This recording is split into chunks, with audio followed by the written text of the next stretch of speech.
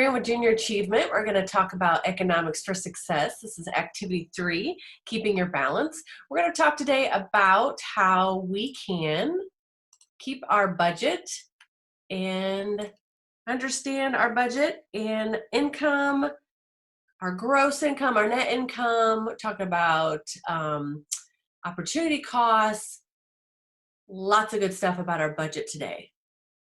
So hopefully all my screens are going to show up today. That's my goal. And we're going to go with our vocab. Here we go. Can we see the vocab? All right. Budget, a careful plan for spending or saving within a certain amount of time. So when we talk about your budget, a lot of times people are like, oh, I'm budgeting for that. They're trying to save for something. They might be saving for a vacation, new pair of shoes. So that's, again, what we talk about a budget. You're a plan on what you're going to do with the money that you're bringing in. So again, we talk about the income, that's your money coming in, the amount earned from wages or other sources in form of a wage. So a wage can be like an hourly wage. Maybe if you work at McDonald's, you're gonna work, $10 an hour, or it might be a wage that you get for working one specific job. My father-in-law always gives our kids, a different job. And you go out, pick up rocks on a field, and they'll give them a wage for doing that for that specific job.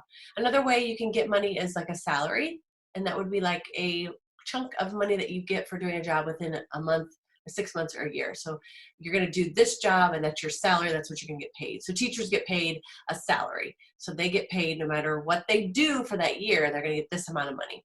Your expenses or an expense is the amount spent to make purchases or pay bills. So we're going to talk about that next. We're going to have different categories of expenses that you might have within your budget. So you have your food expense, transportation, clothing, entertainment, and housing.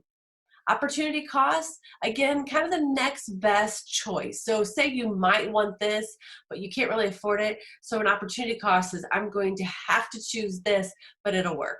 Okay, gross income, you have your big chunk, your gross amount of money that's coming in. That's before taxes are taken out. Then you have your net income down here. Your net income is, think about it, you got your gross, it's going to go through the net, pay your taxes, and what's left is your net income.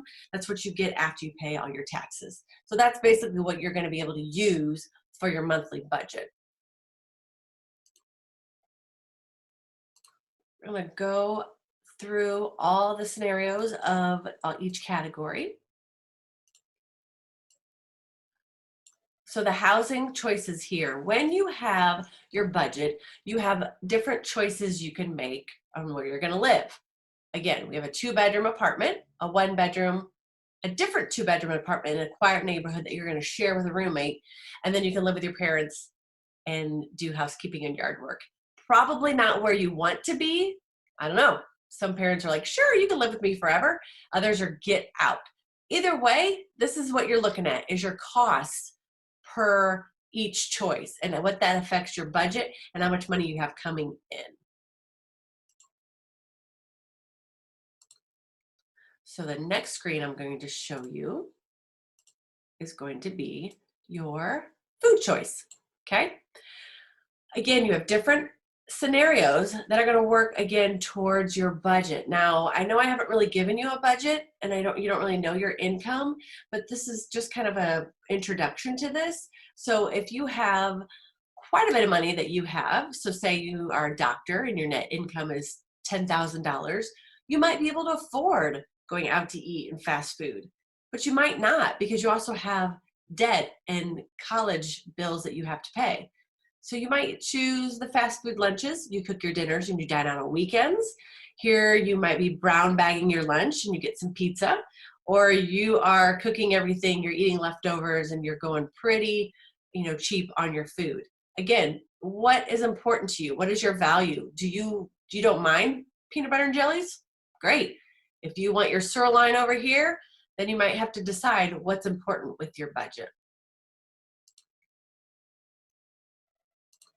Thanks for being patient with me while I pull up all these. Share it. Okay, next one is your transportation choices, okay? So again, we have 4 different choices. We're gonna figure out what makes sense with our budget. Sports car, Right, we all want the sports car, however, it's $800 a month. And that's not even, we don't even know for how many years we're gonna pay that. $400 for your little Prius, your little good gas mileage car.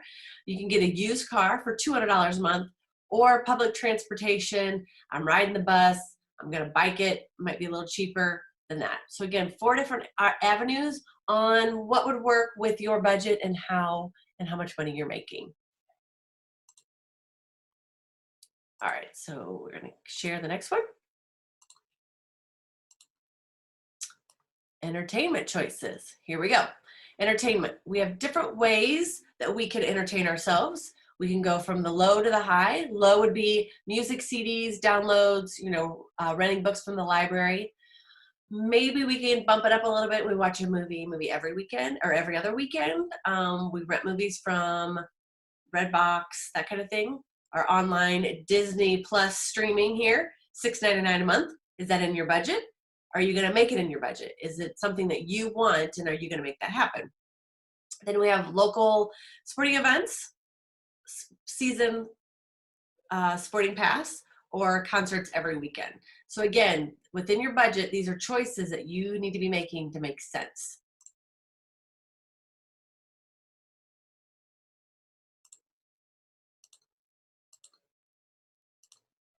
Last one here, your clothing, okay?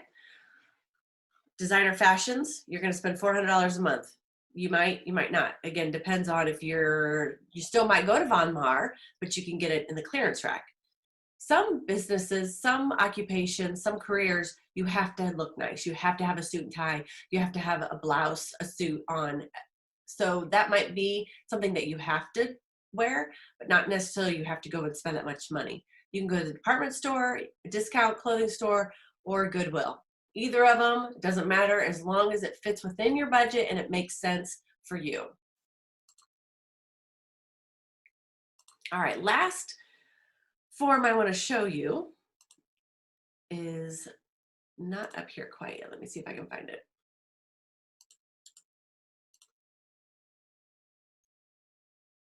It's going to be a page of just kind of your own simple budget. Let me see if I can get it up now.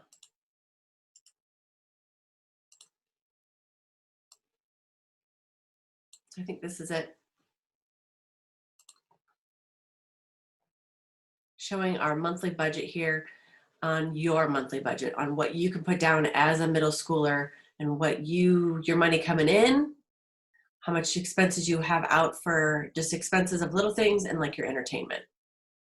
Sorry, I'm going to make sure that that is showing again. There we go. So here's our budget watch, your monthly budget.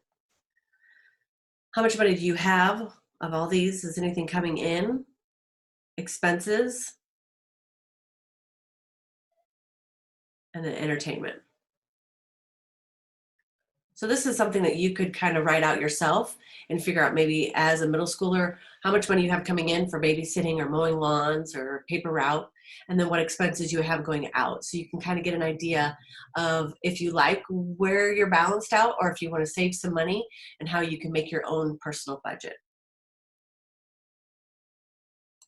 So that's what I have for this round of activity 3, keeping your balance. Again, just talking about your budget, your gross income, needs and wants. From there, a need is something you have to have. A want is, boy, I'd like those new pair of shoes. I want the new pair of shoes. So that's again where your need and wants come in.